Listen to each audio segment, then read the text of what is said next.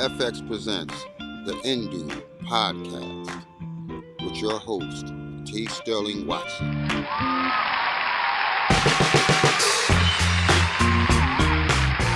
Good morning, Indoobians. I'm T. Sterling Watson.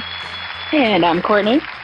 This is the Indoob podcast, where drive time meets late night talk show as we aim to entertain, enlighten, and provide an auditory escape with knowledge and nonsense in space. Thank you for stopping by and pressing play. We're recording live from the south side of Wakanda in the little new Indubia of the corner of on the corner of T'Chaka and MLK Drive in or on planet Earth, which is in the fourth Delta Quadrant in our Milky Way galaxy, which is somewhere in the universe. Yeah, all of that. Mm-hmm. Ditto. That is our correct address. I checked. Mm-hmm. Mm-hmm. I had many science educators confirm that with me, and we're good to go.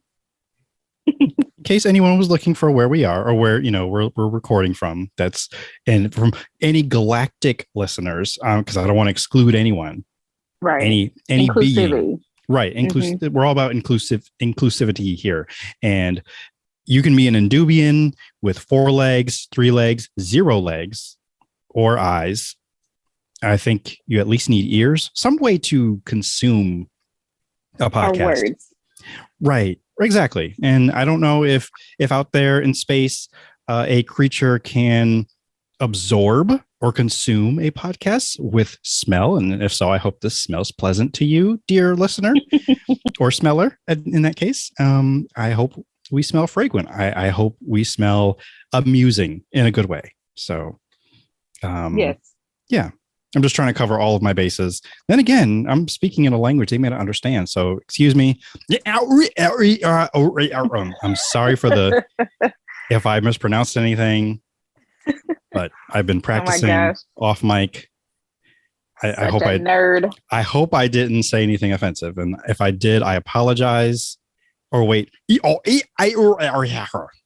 that meant I'm sorry from the basements of my heart. The cockles of your heart. Yes. Well, they were, that's when they're warmed. I'm not sure if apologies come from the cockles of the heart. Yeah. You have a point. I mean, they can be warmed, the cockles. That's just when you're given a gift. So if these visitors came to visit us and they're like, and I'm like, oh, that would warm the cockles of my heart, as long as it meant, we appreciate what you did for us. So got it. Right. Makes sense. Yes. Yeah. But we are not a space themed podcast, although there's lots of times we talk about space. And today is one of those days because you just have to deal with it. But before we do, I have to tell you this. This is a previously on the Indoob podcast, where last time we talked about Chicky Sauce, right? We did. Yes. And I'm sorry, I apologize. I also don't think I mentioned it last episode, but in this household, we call the Chick-fil-A sauce or chicken dipping sauce Chicky Sauce. So, okay. Because, trying to lighten up on all the syllables, and it's just a lot. Yeah. So that's the shorter the better. Exactly. You understand. So yeah, whatever gets us to the sauce, Exactly. So I have a update, and this is as of mere hours ago, because I went to the store because my lovely wife was like, hey, it's the kid's first day tomorrow for school, and he requests tortellinis for lunch. Okay. So I'm like, okay. And first of all, I really had no idea where to find them in the store. I asked her and she's like, I don't know. I'm like, oh, great. So I'm on an adventure. So I go to the store, and I'm so grateful for the store that's right next door to us. It's got, I don't want to say it's everything, but it has the things that your other stores, your other Targets, your other Kroger's, your Stop and Shops, the food lines, the what have you. But they have just about everything else. And we talked about this before because they had the quail eggs, and I'm not sure if those are regularly available in other stores. I don't know. So, but she knows that tortellinos are there. She just doesn't know where they are. Long story short, I found them.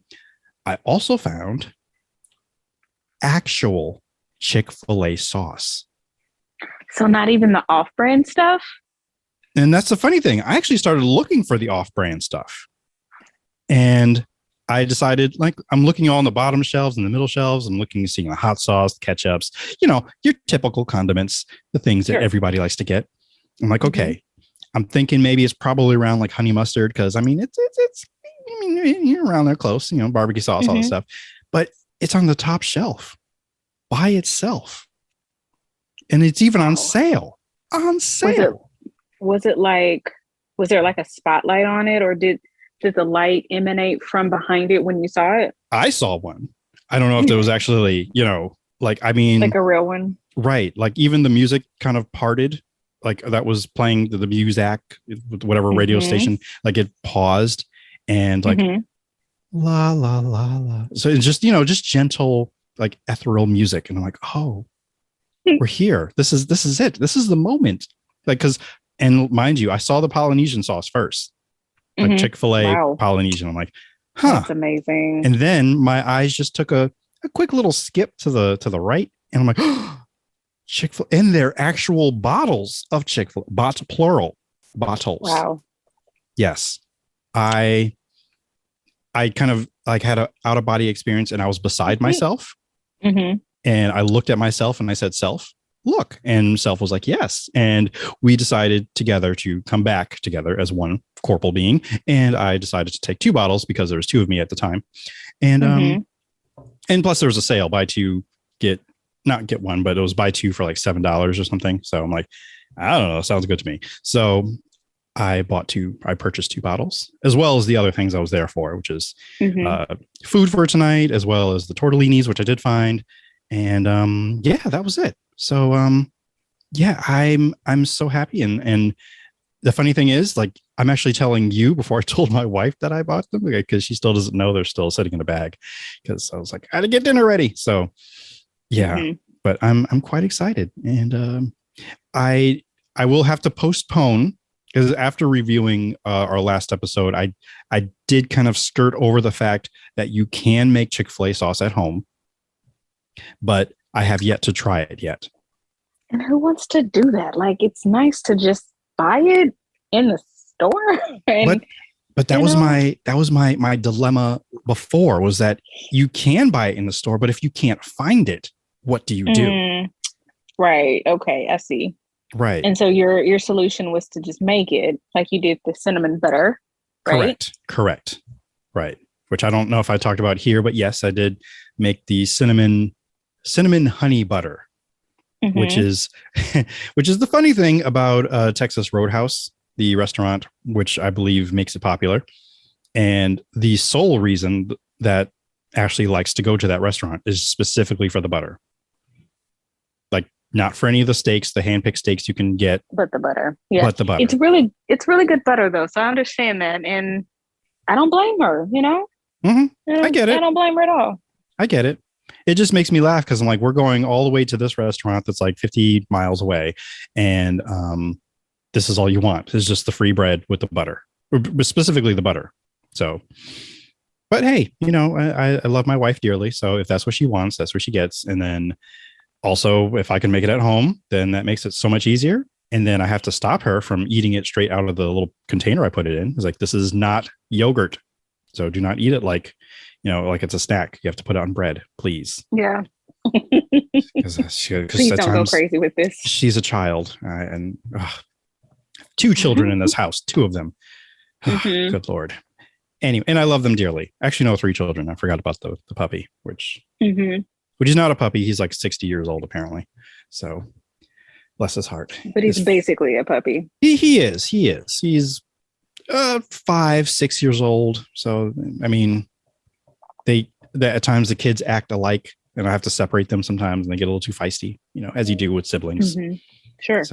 Yeah. So that's really my update. I just wanted to tell you about the Chicky Sauce that I found, which I now have, and it's making me happy on the inside, because I'm like, ooh, the things I can make and enjoy again: burgers, breakfast sandwiches, all the above. So, joy. You sound like me when I discovered you could find Olive Garden salad dressing in like just regular stores, and it's like the actual. And I'm just like, oh, this is amazing. So now I'm going to be on the hunt for the Chick-fil-A sauce, especially the Polynesian Chick-fil-A sauce. Or Oh, so that's really what you want. You want the Polynesian one? I want the Polynesian one. That's my favorite one. But I do like the Chick-fil-A sauce. So if I saw them both, I'd get them. Okay. That was actually the case here. And I considered it. I'm like, should I get the Polynesian sauce? I'm like, no, I don't really want it. And plus, I know now that I know where I can get it. And by the way, this grocery store is like I said, like practically right next door. So if I want to, I'll just, run out and get it, just put some shoes on and go get it. So good to know. Good to know. And brings me joy. Now I will say this before we move on. My last quest that has yet to be, what is, you do a quest, do you complete a quest or conquer it? What is the other, like the completion of a quest? Is there a word for that? I would say you conquer it. What are you trying to say? That my latest quest is to find creamsicles, basically. And I'm struggling. And I've actually chatted with our good friend Nisha, who has given me hope. Yet I'm not sure if it's false hope. I'm not, and it's not on her because I looked it up myself as well. But I'm looking for creamsicles that are not just orange flavored, because again, they do exist where they come in like, I don't know, raspberry and I don't want to say cherry, but other flavors other than orange. And I am just craving this treat, and I cannot find them. Sometimes I can find the actual orange creamsicle. And at this point, if I find the orange creamsicle again, I'll just get those just to maybe satisfy that craving, because it started as a curiosity, but now I'm like, I want this thing. So every time I go to a store, I look in the frozen, treat department just to see what they have.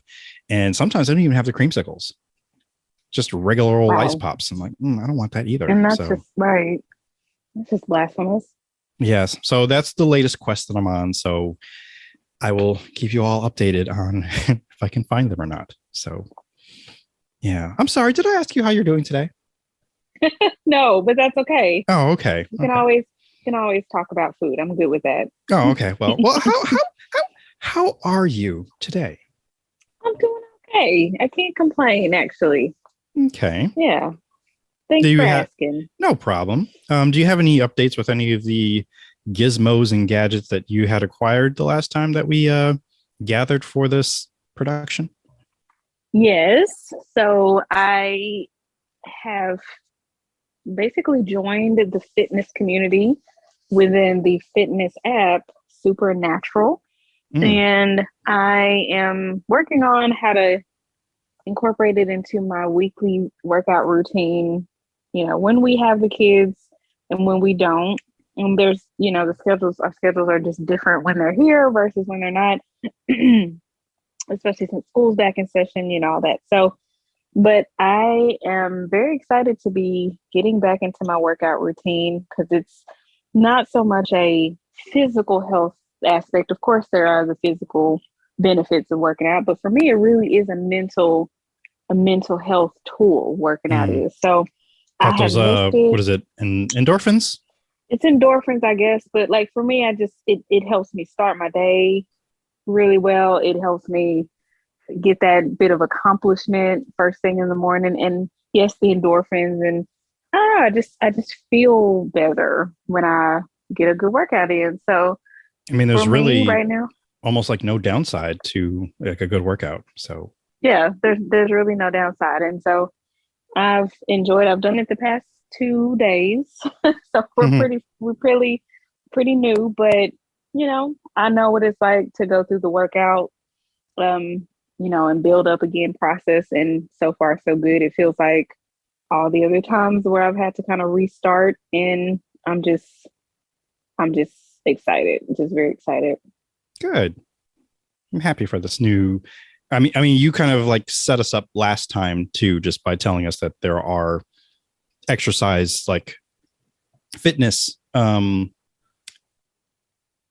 games. Yeah, you can say. I mean, because it essentially gamifies working out, which makes it fun, I feel motivated. There's like coaches on there. that are like really good. The music is awesome. So it's just, and then there's like a companion app, which is important to me because it keeps track of your progress and your time and all that stuff.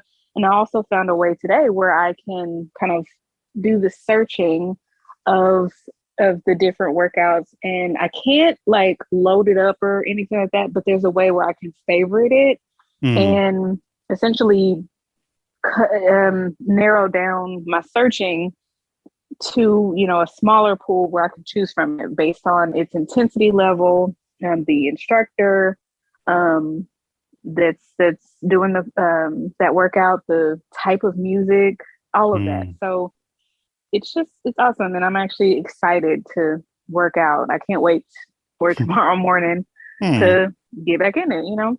Nice. That's nice. I mean, would you call yourself a morning person? Yes, definitely. Yes? Okay. Yeah.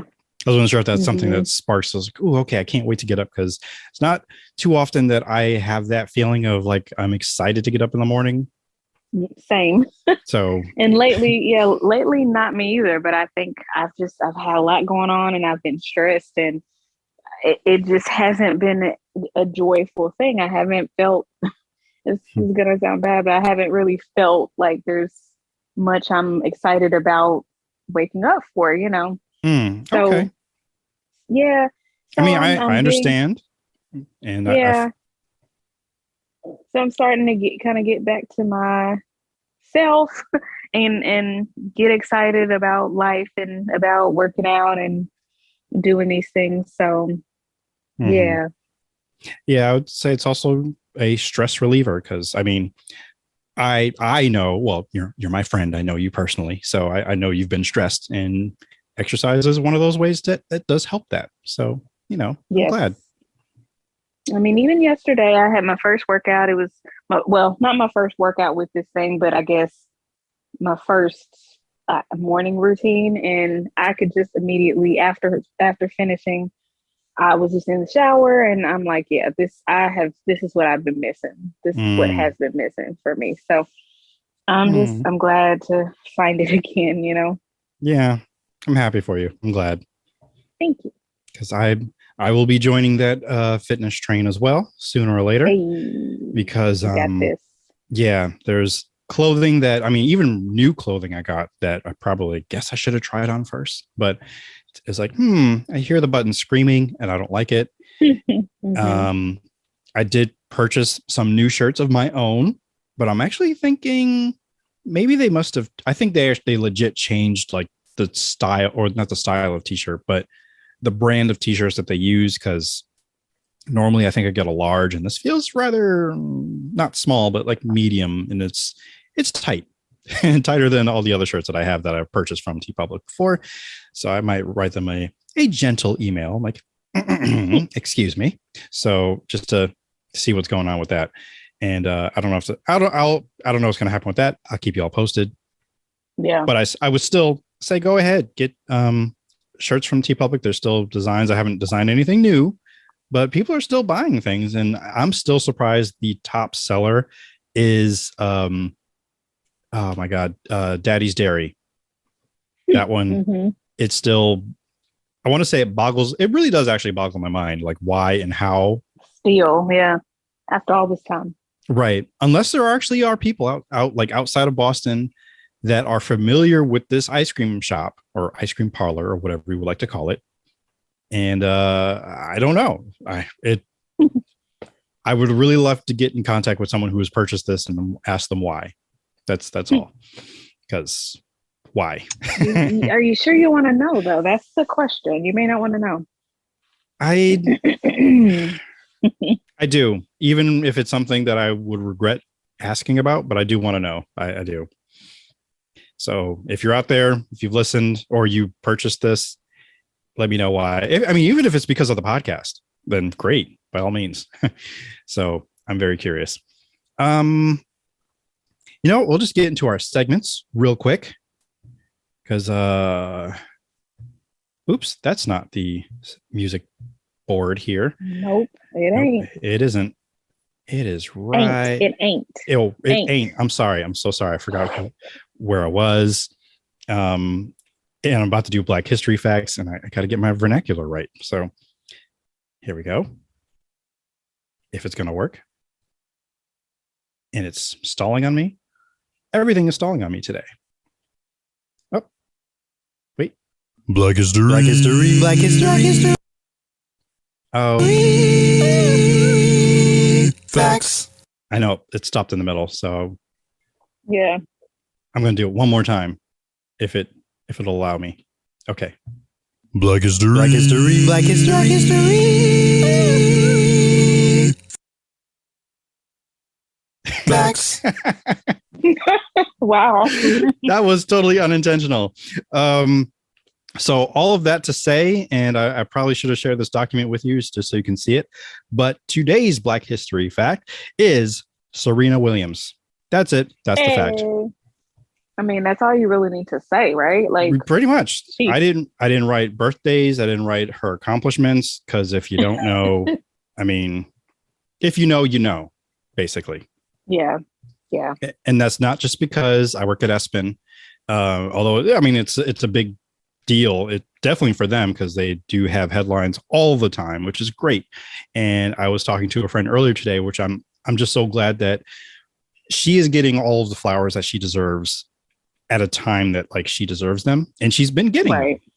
Yeah. So, and I know that she's had a lot of like hardships and struggles just from the media, from just other competitors, and just so much more.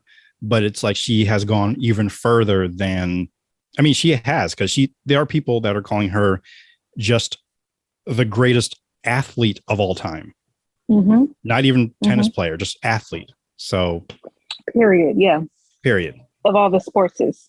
All the sportses, all the balls that are thrown or hit or caught or whatever, she's done it all and better than any of them. And well deserved. In fact, they should create a GOAT award and then just give it to her, and then that's it. Like break the mold. No more.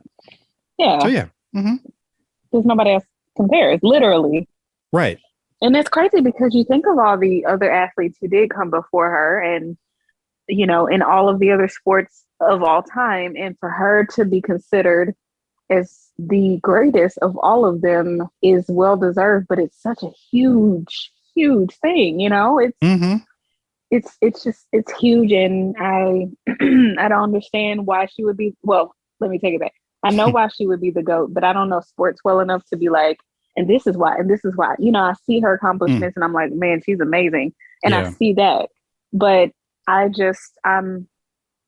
so impressed with her, so proud of her, so glad she's doing her sport, playing her sport, you know, on her terms, you know, being involved with it, walking away from it on her own terms. That's just powerful. Love it. It is. And the fact that she's got so much more that she's capable of doing, like outside of tennis. And exactly. The thing that's exactly right. Since you were concerned about the warming of the cockles of my heart, it was, I believe, her daughter Olympia who kind of told her that, you know, she gets sad whenever she has to like go away to go play games. So it's I would say that is one of, I don't know if that's the main reason why she's retiring, but I say it's really a big part of it. So I'm like, oh, you know, you got to, you know, do it for your kids. So making them happy. Like, they change you. And for the, you know, I just think that with someone who's like at the height of her career, which this is presumably because I don't know sports ball, but someone who has it all, you know, from what we can tell, and who is doing the thing, for her to then say, okay, this is my time. This is the time for me to retire. And for whatever reason, I just love that she is putting what's most important first. She understands how childhood is fleeting, and that, you know, motherhood, I'm sure she feels, is probably one of her greatest accomplishments. And I don't know, I just love to see it. I love that she's happy and she's got a family and that she's done so much in her career, and she gets to have both. Right. And she now gets to choose other endeavors, motherhood, or whatever she wants to do. She can do that on her own term. I love it. I love that for her. I do too. So after the conversation I had earlier and just kind of just thinking on it, I'm like, you know what? That's the Black History fact for today. Cause she's clearly broken so many records and there are many, many facts about her. Surely I can just pick out one of a hat, but I'm just going to just celebrate her. She's just great. Yeah. Give her living her flowers. history, Mm-hmm. all the flowers, whatever flowers that, she likes. Roses, whatever, all of them, all the flowers. And that is our Black History fact for today. We do not have a word watch for the day. And maybe that word will be whatever it is when you complete a quest or which I still can't quite. I feel like there's a word right there and it's like questable or something. I don't know, but it's clearly that's not it. That sounds more like a question. But guess we'll move on. We'll move on to the big thing that I really want to discuss today. But before we get there, I know, and it's mostly space related and a little bit of spookums involved. So I'm going to give this thing a shot and try to play it again. Well, not the same bit. I don't know, like spookums, but also space. Not sure which one comes first. What would you say? Let's do. I don't know. You know what? I'm going to do spookums first because the first thing is actually pretty spooky. That's what I was thinking. But then I'm like, okay, but space is kind of spooky too. So I know. I'm going to have to come up with a new jingle of spooky space.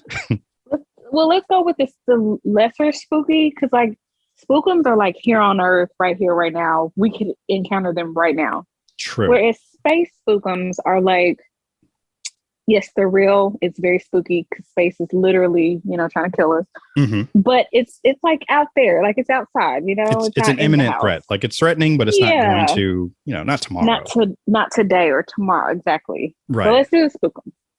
Okay. So here's the spookums noise just to introduce and get us in the mood. All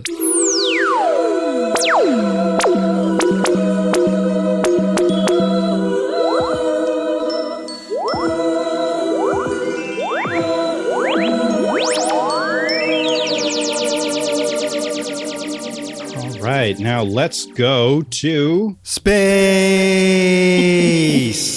Okay. I had to do all that and I had to do it all at once because this laptop is giving me issues. I didn't even want to attempt to open the website that I'm trying to get to because, first of all, before we even get to that, I'm gonna vamp a little bit while that loads and talk about a profession that I did not know existed, and I guess I kind of blew your mind when I texted it to you as well. Mm-hmm. I don't have the article with me. Nor did I do any further research on it, but space lawyer is a job. Like you can, I don't know, space lawyer, right? Like litigate space cases. So can you go into a little bit more detail? Because when I hear space lawyer, I hear a lawyer who's in her little suit, with her little briefcase, and but like you can see her body in the suit, like in not a space suit, but like a lawyer suit. Mm-hmm. And she's got like the astronaut helmet on, the bubble helmet, and that's it. In space though. She's in space. I get it. And I don't think that that's what it is though. It's not like they're not going to space to another planet or even to like the space station to hear a case or not hear a case. That's what judges do. To litigate a case. Present a case, yeah. Right. They're there to like, okay, my client did not, use the last, I don't know, space pod or something. Sorry, I just did a quick Google and the first, technically I'm not using Google. I'm using DuckDuckGo.com. This is not an ad, but I would like some ad bucks, please. Sure. So yeah, Indeed actually has the first website. What is a space lawyer? A definitive guide. And then what is space law? Becoming a space lawyer. Space lawyers are a thing, and we talked to one about I don't know, it goes off. And space lawyers, they exist. Okay. I wish I actually did this part of the research before we started. Because yeah, okay. Well, let's just go with this first one. And that bought me a little bit of time to open this other link over here. And I'm hoping it just plays the sound of what I'm looking for, which is why we started with Spookums first. And that's loading. So we'll come back to that. Oh. Representation matters. Nope, we've got an ad. Are you ready to take a drive to your... Muting the ad. Okay. But to be fair, I was like, oh, representation, like representation of planets and who can send up a satellite into the atmosphere or beyond the atmosphere. I know, got all excited, but it was an ad for a commercial for a Range Rover. So. Oh, wow. Yeah, I didn't see that one coming. No. I mean, it had women of color driving the Range Rover to what looked like a launch pad. So I don't know. Okay, so they were going to space, maybe? Maybe. No, just the sky. Just the sky. Well, to do space lawyering, perhaps. Sure. Yeah. Yeah, that's got to be it. And now it's stalled on me. And all right. What is space law? Because I'm doing two things at once here. Space law is a legal category that covers decisions and activities for anything beyond Earth. This includes both local, federal, and international laws regarding concepts like space travel, weapons, and research. Space law includes other subdivisions of law like intellectual property law and environmental protection law. As no one country owns space, space law follows 5 treaties agreed upon by the United Nations. See, I didn't do all this. Have you ever wondered what a black hole sounds like? So sorry. Well, NASA. But yes, this is what I was trying to get to. Like. I know that this was the spooky part that I was trying to lead up to. And I'm going to see if I could scrub ahead because I don't want to play. Before you play that, though, I just want to know if it's too late in life, like, or how late in life can a person switch careers and get into space law? Because had I known that space law was a thing when I was a wee child, maybe just maybe I would have chosen a different career path because it sounds amazing. Well, if we remember our good friend and long time ago guest, April Rain, her thing was you have time. So I would say it's never too late. And I don't know, but maybe she's wrong. Well, I mean, it says here, let's see. Why become a space lawyer? Let's see, there's new challenges. There's legal experience. I'm reading bullet points. There are several reasons you may consider a career as a space lawyer, and now new challenges, legal experience, transferable skills. So as a space lawyer, you may develop many skills you might transfer to other industries or careers like research, ethics, and negotiation. Because, you meet other aliens and whatnot out there and you need to negotiate. You might apply these to other careers like teaching or other areas of law. So, teaching aliens. I'm not sure what that was for. Okay. They want me to restart my computer. Nope, not right now. So let's see. Space lawyer skills, more of what I just mentioned, communication. And what was your question again? When can you start or how? Like how, is there a limit, an age limit to when you can start the path to space lawyering? See, that's hard to say. I get it. I'm struggling too. Let's see. I'm not sure if it's telling me how to start, because all of these are like headlines, like what is space law? And there's the Outer Space Treaty, the Rescue Agreement, the Liability Convention, the Registration Convention, and the Moon Agreement, which right there, I'm going to read that one because yes, the Moon Agreement. The Moon Agreement specifies that countries treat the moon and other celestial bodies peacefully and avoid disruptions in their environments. It also indicates that countries must report equipment and purposes stationed in these environments. Okay. So the moon technically has laws. You will break a moon law. Crazy. If you go up there and litter. So I know, right? No, it doesn't quite say how to become a space lawyer. I think you have to do like a whole bunch of researching. Space lawyers often research both existing legal policies about space and similar legal conditions for society as they represent government agencies and companies. For example, when defining liabilities for space equipment and missions, a space lawyer might consider and research existing liability cases and laws. Wow, this feels like I'm reading legalese a little bit. Yeah. Research might also include how other countries comply with existing laws and what changes they might propose to the UN. So I believe the UN is the one who kind of set up these laws, and they probably spoke with other lawyers from other countries about about space and what's ethical about it. Like, it's like, okay, this space is for all of us. There's enough space for all of us, but let's set up some rules. So if we encounter each other in all of this space, we don't get to fisticuffs or weapons. Mm-hmm. So I think all of that was handled in the UN. So I think the UN probably has its own space force, if you will. And and that's where the space lawyers are. So I don't think that you as a space lawyer, like if you were to change careers now and become a space lawyer, I don't believe you would be given the opportunity to go to space. I'm okay with that. I don't need to go into space. Okay. But it just sounds cool to be able to litigate those types of situations. And I feel like it's such a new frontier, literally. And there's just so much that can be done with it, and it's not really my thing to be an actual Earth lawyer, but to do space stuff without having to go into the space, this seems kind of interesting. I would agree.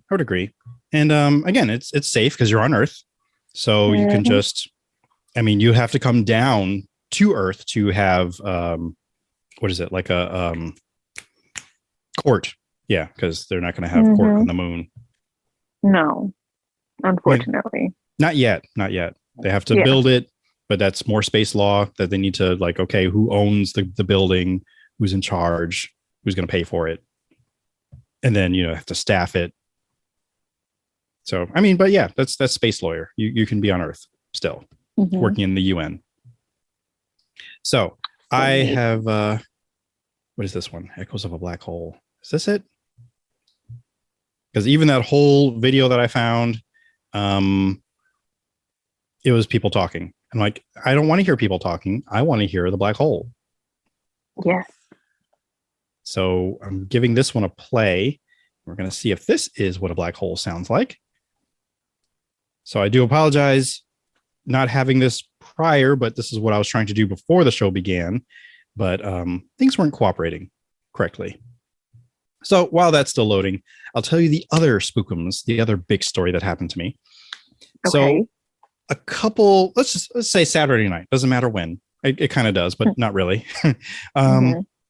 As everybody knows, I do work at another radio station. Oh, wait, hold on.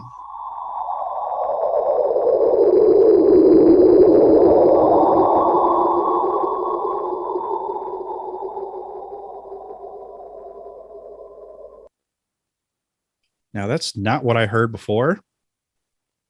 That's not what I heard either. What is that? That's supposed to be the black hole? Yeah, I think this might be it. That was supposed to be an echo of black hole, and the way that it looked is as if a sound wave had kind of hit a microphone and then kind of kept going. But that wasn't the eerie sound that I was familiar with. I'm like, ooh, that's creepy. I'm going to play this for Courtney to keep her up at night. So thanks so much. Yeah, this is the one. Yeah.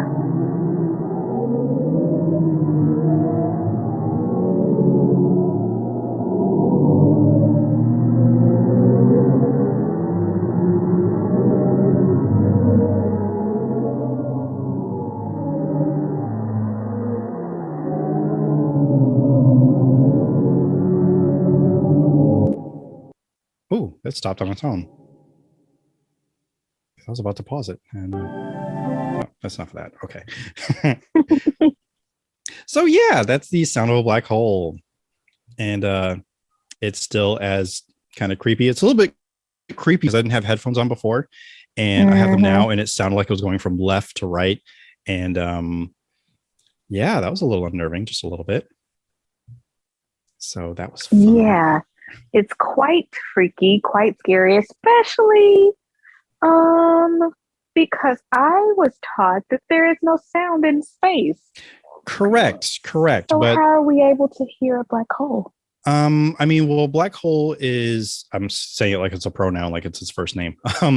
Black holes, they pretty much break physics altogether from what we understand. And I don't know if you got a chance to still watch that video that I sent you on Sunday. I did. Yes. You did. Yes. So that also shows you a lot, or tells you a lot about black holes and noun. That is all I have to say. Black holes and noun? Noun. N-O-U-N. Noun. I don't understand why you're saying noun. Okay, so you didn't watch the video then. I did, but I thought I did. You must not have, because and the funny thing is that's actually going to be my recommendation later, that people watch this video. That was the AI writing the script, right? About black holes, right? Exactly. Okay. And at the very end of the script, he's like going off on this tangent about like his brother writing a book. Yeah. And then after he finally finishes, he just ends it with noun. And then he turns like, what did I just read? So right. It just took a second, okay? It did. It's okay. I didn't want to go into detail about black holes, but that's one of the ways I felt a way I could segue into that. So yeah, noun. But yeah, give it a second watch. I watched it again with Ashley and she cracked up, but she was also like, what is happening? So I'm like, yeah, right. That is the point. It brought me great joy, and I'm hoping that the other people that I hope will watch it after I recommend it, it will also do the same. So, but I'm here to tell you about the encounter, or what I witnessed on Saturday night when I got to the radio station. And I need to set the stage a little bit. So this radio station's out, I don't want to say out in the middle of nowhere. It kind of feels that way, but like it's this tiny little house that is in a big open field without like too many lights other than the lights on the building. There's this big wide open field and darkness. Obviously, if it's daytime, you see the field, but if it's at night, nothing, just black. It's just dark. Dark. But it was a clear night. Clear stars, like the stars were twinkling and doing all their star twinklingness. But even as I pulled into the parking lot, what I saw looked like, is that like a falling star? And like I saw like a line of like light. Like because I don't think I've really ever seen a falling star or a meteorite. I don't think I've actually really seen one. So I'm thinking like, this is my chance. I'm going to get to see it. So I park, kind of like scramble to like get outside to look at it. And fortunately I get my phone out too. Now, mind you, I'm looking at this thing, and instead of it looking like it's falling down to the ground, it's actually going up. So already I'm like, this is a little weird. I mean, not only is it look like it's going up, but it looks like it's several different points of light. So it's not something that's like crashing to earth and breaking apart, because it wouldn't break apart in a straight line like this, and it's a straight line. Yeah. So I'm like, this is really weird. So I take a picture with my phone, and I actually set it to night mode, not realizing I'm actually going to catch what I'm actually looking at, because I'm like, I've never really used night mode to this capacity to look at the sky. And it captures it really well. And I didn't really know that until like a few minutes later when I was telling the other guy I was taking over from. And he was like, oh, wow, that's really weird. And I mean, I had chills the whole time, because I'm like, what is this? What is happening? Before I even go back inside, I try to take a second picture, but as I'm going back to look, it's already gone. Like it just disappears. And again, the sky is blank. There's no clouds. There's no trees, nothing that would impede my vision of seeing this thing. And all of a sudden it's just gone. So I'm like, okay, what's happening? So after, again, I talked to this guy, I review the picture I look at, and I send it to you. I send it to my mother, send it to Ashley. I eventually post it to Instagram, and I post it to Facebook, even on Twitter, but I don't think anybody on Twitter really interacted with it. People on Instagram did. Someone in, I'll just say the Cape Cod area. She saw it and she posted what her friend took a picture of. And I'm like, okay, so whatever this is, other people, at least in this area, as far as Cape Cod from Connecticut, have seen it. Then she kind of, and we're kind of corresponding back and forth, and she kind of lets me know that other people, I think somebody in Massachusetts saw it, someone in Quebec saw it. Wow. And meanwhile, on Facebook, people are kind of equally freaking out with me. I was like, oh my God, a UFO. And I'm like, I'm trying not to say that's what it is. I want to be rational here. I want to like debunk everything before I can like say, yep, okay, unidentified flying objects, because plural. And someone rational says, you know, it's the oh man, I should write this down because I never really saw how to pronounce it. I meant to look it up, but there's a constellation of Perseus, not Perseus, Pegasus. Nope, I think it's Perseus. Oh, Perseus. There it is, Perseus. And that constellation, it always around August, I think it's every year around August, that there are like shooting stars that come from this area of the sky, if you will. And there are ways to kind of see it. And the high point is like in the beginning of August to see it.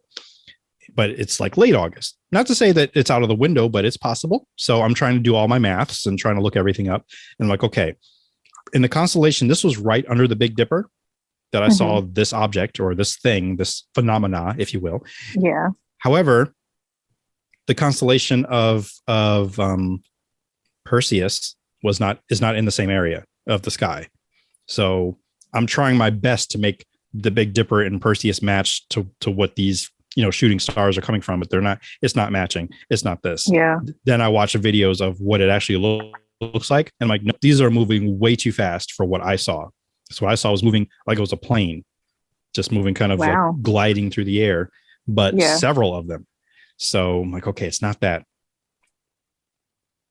Me commenting like, wow, it looks like you caught a UFO. And I had one of my oldest friends who has told me stories before about his encounters with UFOs, with aliens, things of that nature. And he was like, see, I told you this was true. This is the proof. And I was like, okay, all right. But before he commented with that, somebody else had said, hey, it might be the Starlink satellites. I'm like, huh, okay, let me check that out. I'm looking for, you know, any explanation other than UFOs. So it turns out it couldn't be these other comets or asteroids. I can't find the particular name of what they're called. I'm sure there's people out there that do, and they're screaming it at me. I'm sorry. But the Starlink satellites matched up to what I was looking for. And there's even a Starlink tracker. So I went to, what is it called? I have this link open, findstarlink.com, and you can put in where you live, and it'll tell you if they're visible where you are. And sure enough, it actually, it actually, and it has a map. Does this one have a map, or did I look at some? Oh yeah, it has a live map, and it shows you where all the Starlink satellites currently are at any given time. And sure enough, it actually matched up to where they were when I saw them, even though they weren't strongly visible where I'm located. And even says that on the website. It says like, yeah, they were here like maybe 5 minutes ago, but you probably couldn't see them that well. I'm like, I did. I did see them. Joke's on you. Sound quite well. So the same guy who commented that later said like the reason why they probably disappeared so quickly is because they actually traveled behind the Earth, or the orbit. So the sunlight is no longer shining on them, so you can't see them anymore. So I'm like, oh, that's why they disappeared so quickly, because I just can't see them because the sunlight reflecting. And so what are these Starlink satellites? I am here to explain. So I'm not going to read the whole article, but I will post this link. First of all, I'm going to say Elon Musk is responsible for the Starlink satellites. And of course, you know who he is. Hopefully you do. But they're part of his space exploration using SpaceX. And I'm trying to scroll through. Starlink, a venture from Musk that aims to sell internet connections to almost anyone on the planet by way of a growing network of private satellites orbiting overhead. After years of development within SpaceX, Starlink picked up the pace in 2021. In January, January, after 3 years worth of successful launches, the project has surpassed 1,000 satellites delivered its orbit. 1 year and dozens of successful launches later, Starlink now boasts over 2,000 functional satellites orbiting overhead.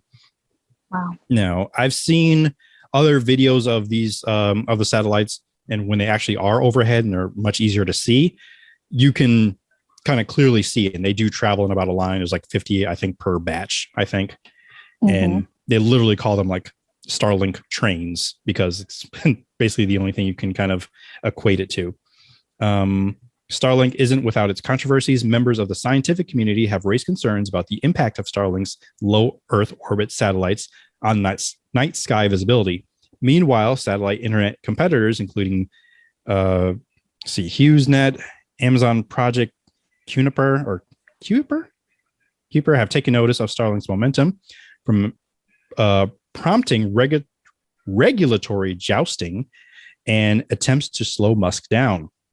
Most recently, Dish has taken into issue with Starlink and its claims of 5G expansions in the 12 gigahertz. This is all blah, blah, blah. But this is where space lawyers will probably come in handy.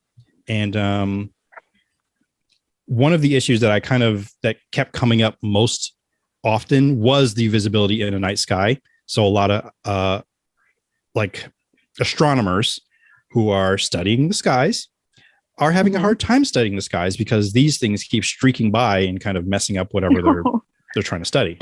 Right. And I mean, so if y'all can see them with the naked eye from a long, long, long ways away. I can only imagine what that does to a highly powerful telescope. Correct. Professional telescope. Correct. And there are pictures that show what happens when they're trying to study the skies, and you need to have like the exposure on for a very long time to get what you're trying to see. And then all of a sudden you've got all these streaks of all these lines streaked across your image. And it's not great. So that's one issue. The other issue, I'll just say the movie Gravity. Yeah, that's it. So, which we've discussed many a times before, is probably one of the scariest horror movies ever made. Yeah. It's definitely a horror movie. Never want to go into space. Thanks. Not even for a space case. Okay. And on top of that, we can also think about the movie Up, because that's the reason why like humans left Earth. Well, that's not the reason why, but once you zoomed out of Earth and you saw like all of the satellites and space trash. Up or Wall-E? Oh, yes. I'm sorry. Wall-E. Thank you so much. Great save. Yes. Because I was thinking going up. Yep. With the Wall-E. balloons, Wall-E. Yes. Because I remember that image very clearly of just Earth being cluttered with all of this debris and satellites that are like no longer functioning. And I don't know. I see that being an issue, and that will keep us from going to space, even though space is trying to kill us. But hey, we're trying to learn things, trying to know things, and we can't do that if it's cluttered with all of these satellites that are supposedly supposed to try to help us. Right. And of course, I know he gets compared to Tony Stark very often, but I also think of Avengers: Age of Ultron, because that's what Tony Stark wanted to do, was have a like a shield or an armor, giving Earth an armor. And I think the only way he could do that is by putting like satellites. Maybe it wasn't Age of Ultron. Maybe it was Winter Soldier. Either some of those movies where that's what Tony Stark wanted to do, and have all of these basically satellites, airships, things to protect Earth because of the aliens that were out there. So I kind of think of Musk in that way, where like this isn't as helpful as you think it is. So right. Simmer down, sir. Right, a little bit. I mean, are you breaking space law? Like what's happening? Probably. I'm sure he is. He's got to be. I mean, because there's 2,000 of these satellites out there. Yeah, it's dumb. And the sad thing is, he's not the only one. China is actually up there too, with many of these satellites. doing the same thing. And I'm not sure if they have more. I think it might be in this article. I did skim through it. At least I skimmed through this one first. I didn't skim through all of it because it's asking, like, is it faster than a regular internet service? And I don't know. I didn't read that part. But again, this article will be posted in the show notes, so you can take a look at your perusal. But definitely check out to the where is Starlink, because I find that fascinating. And I hope to see it again, because it is really interesting to catch a glimpse of it. Because it's a sight to behold, and it's not aliens. It's they're satellites that supposedly is supposed to help you with the internet. Do they work? I don't know. I have not connected to it. I don't know if I can. That's probably more in the article that I did not read. So that's Starlink. Do you have any thoughts about Starlink based on what I told you so far? Well, I just don't know a whole lot about it. So, you know, I don't know. I need to do more research on it, even though you gave a pretty decent it was very brief, very bare bones of what it is. Right. So. But like, I don't know a lot of the details. And so that really keeps me from having a solid opinion on it. I don't know. So it's very interesting to me though, because if you can see these satellites and you see them moving around and they're that close to you, you know, it's just a very interesting thing. So I definitely, especially since basically I saw it, since you saw it and you took a good picture of it, I need to know more about this UFO that I saw. Right. Well, I guess this FO that I saw. Oh, right. Because it's a known flying object. Yeah. Yes. Oh, no, KFO. So I found this here. It's in the same article. Governing law for services provided to, on, or in orbit around the Earth, a planet Earth or the Moon. This agreement and any disputes between and arising out of or related to this agreement includes disputes regarding will be governed by the construed in accordance with the laws of the state of California in the United States. Oh, that's an Earth law. Okay. For services provided on Mars or in transit to Mars via Starship, which with a capital S, or other spacecraft, the parties recognize Mars as a free planet and that no Earth-based government has authority or sovereignty over Martian activities. Accordingly, disputes will be settled through self-governing principles established in good faith at the time of Martian settlement. So interesting. Yes. So now we're getting to Mars. I don't want to settle there. But so. we need Martian lawyers. Yeah, we got to have Martian lawyers too. Yeesh, Martian lawyers, lawyers for space, like maritime lawyers that lawyers of the sea.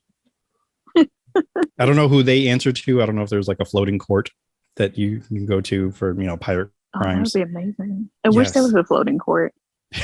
Just out there, just floating, and they have their own laws because it's maritime court. That would be amazing. I mean, but who do they answer to, and who do space lawyers or space law?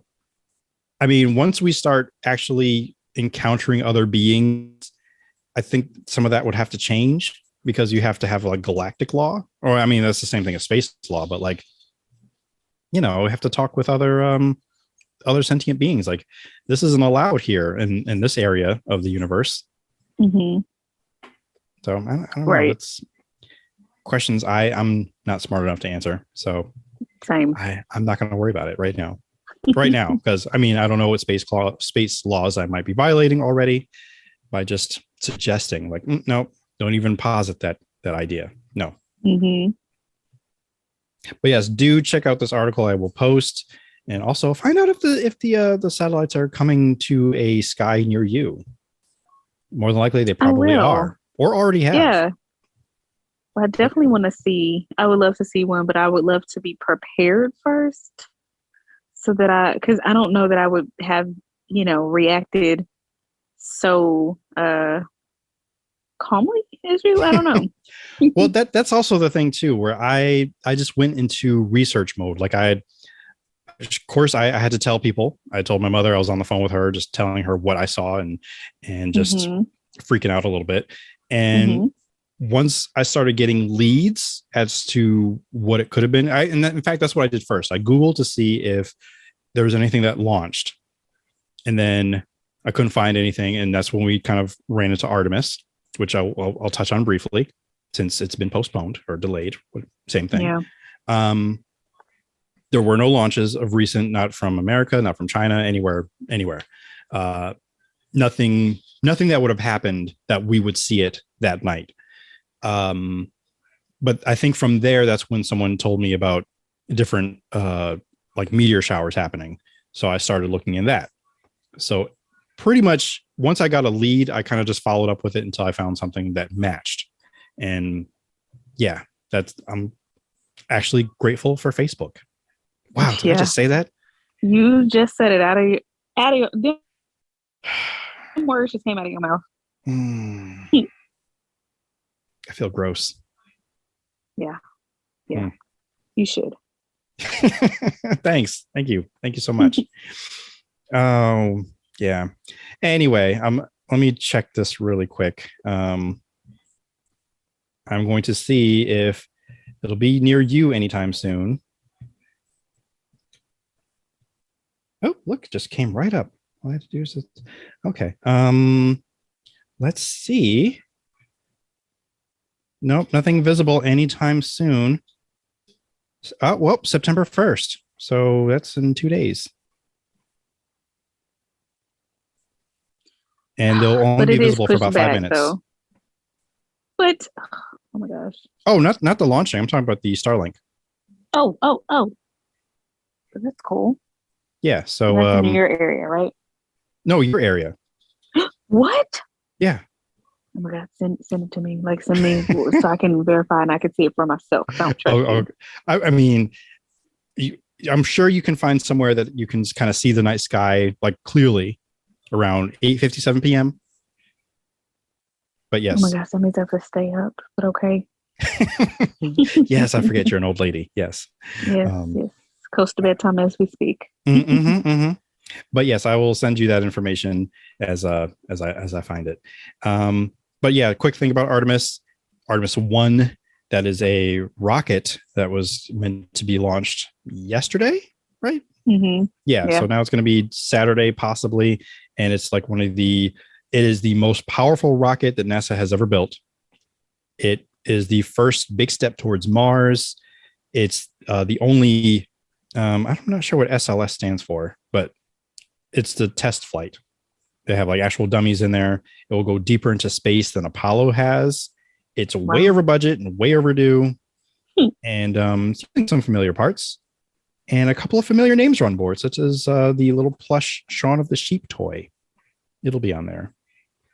Alexa will be on there. I can say that because that's not going to activate it in my room. Let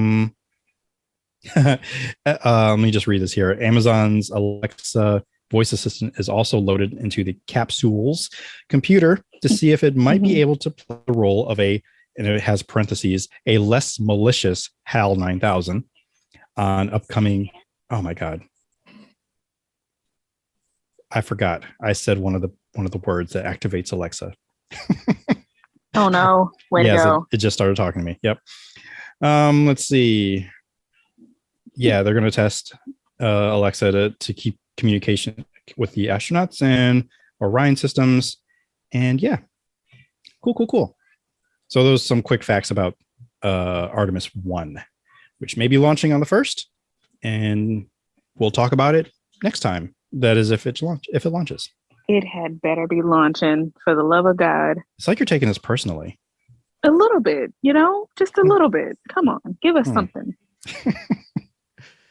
Very well. What would you say you'd be? I'm just wrapping it up now. What would you say you'd be grateful for today? I am grateful for a comfy bed that is cool when it needs to be and warm when it needs to be. Just perfect. It can adjust because, sometimes I get the acid reflux, the gout, not the gout. What's it called? The gout? You said gout. Now that's all I'm thinking about. It's not gout though. It's the what is it called? Oh my gosh. Well, the acid reflux. There's his name that there's. Oh, it's on the tip of my tongue. Because gout is when it's in your leg, right? Like it's in the joints. Yeah, it's not. What? Oh, I'm gonna have to look it up. GERD. Oh, Which is worse. It's called GERD, and it's gross. Yeah. Anyway, that sounds gross. I don't even know what that is, but that sounds gross. Ugh, disgusting. So, anywho, word watch. I'm kidding. Yeah. But I just, I'm grateful for my bed and how it definitely improves my health in all of the ways. Yes. Amen. I not grateful for Facebook. That was a miss up. That was a slip. I'm happy it was there. Okay. I'm actually grateful for the person who suggested what the Starlink to at least look into it and give me some explanation. That really put a ease on my mind and answered the question like a huge puzzle piece. Like, what is this? So I am grateful for that person on Facebook. So thank you. Also grateful for grandparents who just kind of step in and help watch over children when you just need a break and want to go out to a wedding or need a night off or a day or a couple days. So thank you, grandparents. Thank you, my parents. Thank you, my in-laws. Thank you. Thank you very much. Do you have any recommendations for us today? I definitely recommend the show Sister Wives. I can't remember if I recommended this show last time or not, but I'm going to recommend it again because I don't think y'all took that suggestion. So we tried. Watch Sister Wives. It's really good. Whatever. Oh, did you? yeah, we did. We didn't get very far, but yeah, we tried. Okay, well, thank you for at least trying. I get that. So I'm super invested, and I've also found a new to me podcast called Love Should Be Multiplied, Not Divided, which is a husband and wife who are they comment. Is that the whole title though? Sorry. Yes. Wow, well, and there's a reason. There's a reason for that because in Sister Wives, the husband, that's one of his, or that is his tagline for like the intro of the show. Love should be multiplied, not divided. And so they take that as the title of the podcast, but it is done in these like it's in a snarky manner, and you know this once you get to talking to them and listening to them, and they are super snarky in their commentaries of the show breakdowns, and it is wonderful. So they make the show and getting through the show 10 times better, 20, 30, 100 times better. Wow. Okay. So 2 recommendations for you. And they're like companion pieces, if you will. So yeah. Exactly. That is, I mean, it's enticing. The only problem now, and I feel like it's a good problem to have. It's just, I'm still adjusting to it. And I haven't really been able to listen to podcasts since I started working at ESPN because of the nature of my job and what I do. And it hurts because I miss a lot. And I sent an email to, I want to call them friends of the show because they've been on the pod before, but the black guy, the tips or who tips, I sent him an email just to say, hey, I miss you guys. I used to listen to you guys every day because like it just helped keep me sane. I was at work, but now like I'm listening to so many things actively, like I can't have it on in the background like I used to because I'm not listening because I can't. So I'm missing that. I'm missing.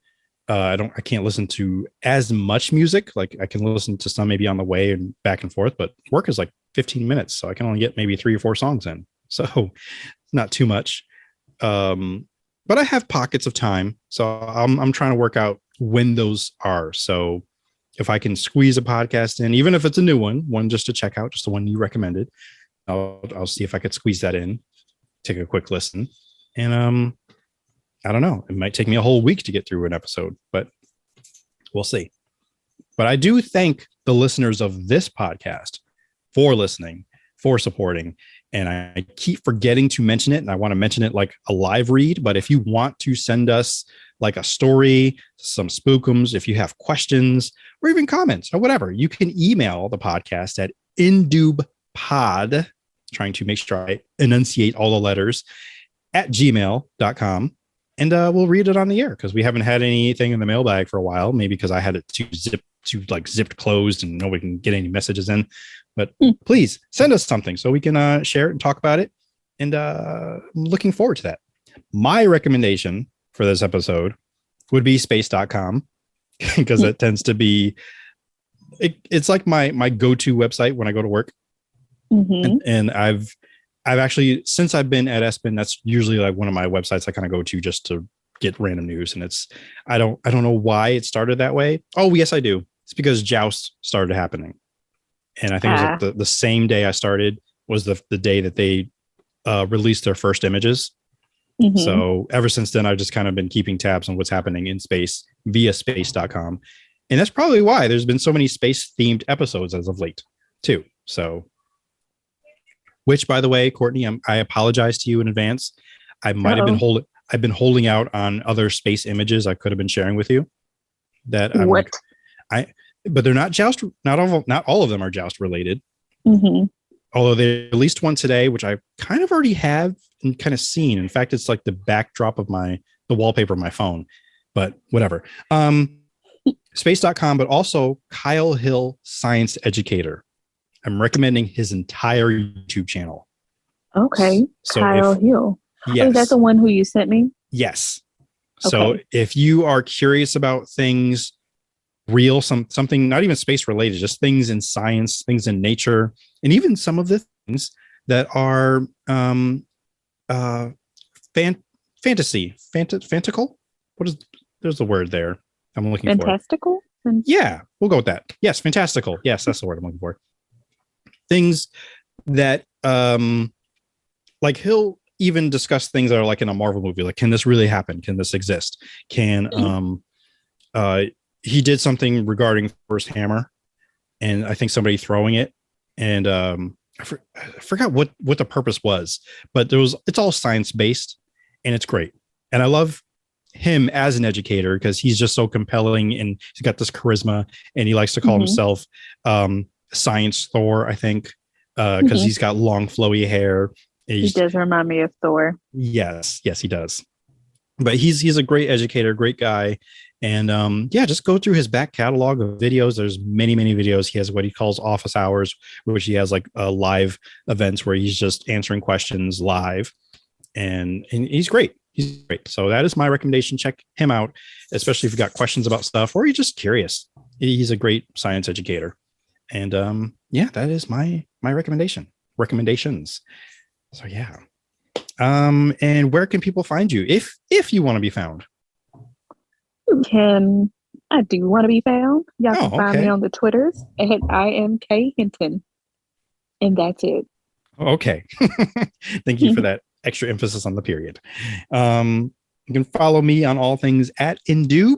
Go to indoob.com. Tell someone you value that you value them. Live without regrets and live for the folks you love. Please wash your legs, face, bottoms of your feet, the undersides of your dishes, your magnifying glasses, your telescopes.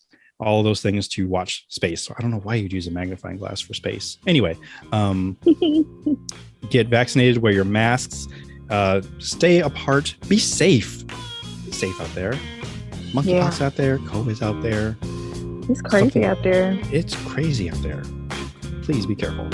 I've been your benevolent host, Sean Watson on planet Earth. And remember, if the world didn't suck, which it does, we'd all fall off henceforth and forevermore. The church said. Amen. Amen indeed. Thanks for listening to the Indoob podcast, which was recorded from the south side of Wakanda in Little New Indubia on the corner of T'Chaka and MLK Drive, and is part of the Indoob network. Want more Indoob? Follow on Instagram and Twitter at Indoob and on Facebook at IndoobPod. You can contact us and send Ask Indoob questions by emailing indoobpod@gmail.com. Want to support or donate? Find the TeePublic Store or become a patron on Patreon, where subscribing gives you perks and extra things from the Indoob network. Please subscribe, rate, comment, and share the podcast on Apple Podcasts, Spotify, Google Play, YouTube, Podbean, and wherever else podcasts are found. And of course, visit indoob.com for all of this and much more. Thank you so much for letting us entertain, enlighten, and provide an auditory escape with knowledge and nonsense. Until next time. Use your words, Chief.